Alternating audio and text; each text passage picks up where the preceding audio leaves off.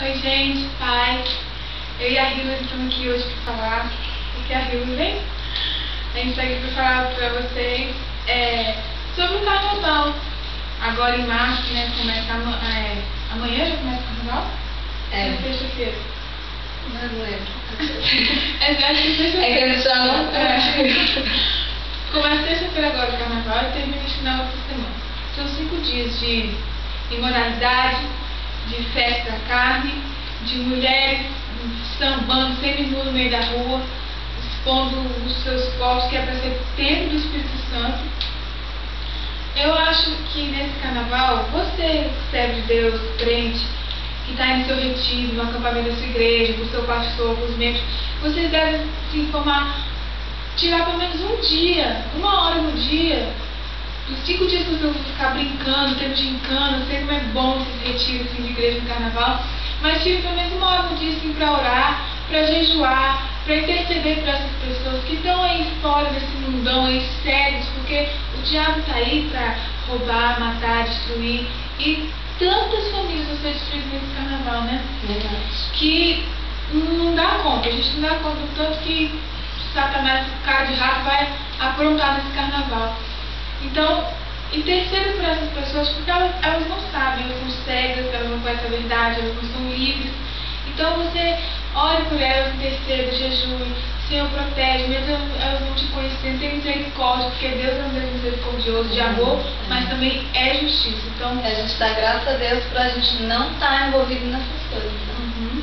Damos graças a Deus porque nós somos salvos, somos servos de Deus, e também a gente quer ser o sal da terra e a luz do mundo e alcançar essas pessoas para Deus.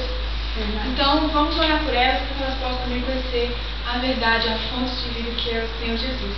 A Rita vai ler aqui um salmo. Qual salmo? É o Salmo 24, versículo 3, 4 e o 6. Quem subirá ao monte do Senhor? Quem há de permanecer no seu santo lugar?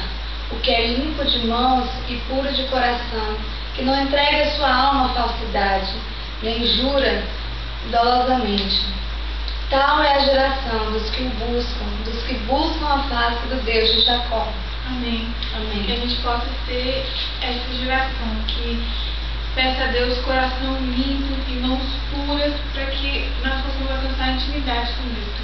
A gente também vai louvar uma música, vai agradecer o nome do Senhor, né? Amém. Então vamos lá.